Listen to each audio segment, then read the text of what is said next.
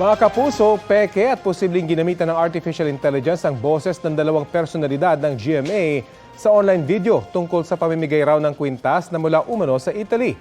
Narito po ang aking report. Meron ngayon isang Mama Mary necklace na galing pang Vatican. Uunahin na namin, peke ang video na ito. Kahit pa sa unang tingin, aakalain mo talagang totoo ang ibinabalitang ito ni GMA News anchor at senior reporter Ivan Mayrina. Ito ay may bendisyon ng mga pari sa Vatican, Italy. Meron ngayon, isang Mama Mary necklace na galing At sa Vatican GMA host na binibigay Susan ng Enriquez. libre. Tara alamin natin, mga kapuso. Kung dito panonoorin sa ang kabuuan ng simbahan video, Basilica makikitang de Santa hindi ito Maria. totoong balita Sila ay mula sa 24 oras o anumang social media platform ng GMA. Mukha mang totoo ang graphics o font sa report, ang malalaking font na ito na lumilitaw sa video at makikita sa taas at baba ng video, hindi ginagamit ng 24 oras at ng GMA social media team. Kaboses man nina Ivan at Susan, halata namang hindi sakto ang salita sa buka ng kanilang bibig, pati ang bigkas nila sa salitang necklace. Ngayon, isang Mama Mary necklace. Isang Mama Mary necklace na galing pang Vatican.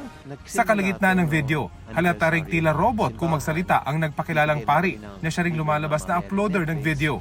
Hanggang sa marami na sumuporta at ngayon marami na kami natutulungan. Possible na AI generated talaga yung yung likeness ng priest and the video itself. Ang kabuuang mensahe ng video, pamimigay ng libreng necklace mula pa sa Italy, tila hindi rin kapanipaniwala. Kung mukhang yung mensahe hindi talaga kapanipaniwala o hindi mo iisipin na galing talaga doon sa tao na yon, siguro ang pinakamaganda talaga is tanungin mo, confirm mo kung sa kanya talaga yon. Ang nakababahala sa video, gayang-gaya ang boses ni Ivan at Susan, bagay na kayang-kaya na raw talagang gawin ng artificial intelligence. Marami naman siyang makukuha na boses sa araw-araw na pagsasalita niya, pag-broadcast niya. Ngayon, maraming mapagkukunan. Maganda yung training na mabibigay mo doon sa AI. So ngayon, after matuto ng AI, mapapasabi mo na sa kanya kung ano yung gusto mong sabihin.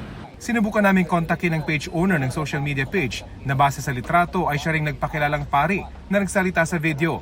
Pero hindi makontak ang cellphone number na nakalagay sa page. Mula nang i-upload noong December ng nakaraang taon, umabot na sa 1.8 million views ang video na tampok si Ivan Mayrina at 146,000 views naman sa video tampok si Susan Enriquez.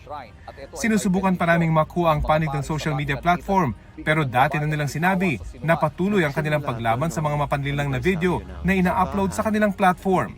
Ayon sa mga eksperto, pahirap na talaga ng pahirap para malaman kung peke o totoo ang mga video o audio na ating napapanood at napapakinggan sa internet.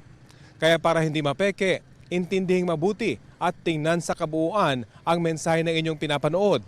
Huwag agad maniniwala at ugaling i-verify ang mga ito. Kapuso, alamin ang maiinit na balita. Bisitahin at mag-subscribe sa GMA Integrated News sa YouTube. Sa mga kapuso abroad, samahan nyo kami sa GMA Pinoy TV at sa www.gmanews.tv.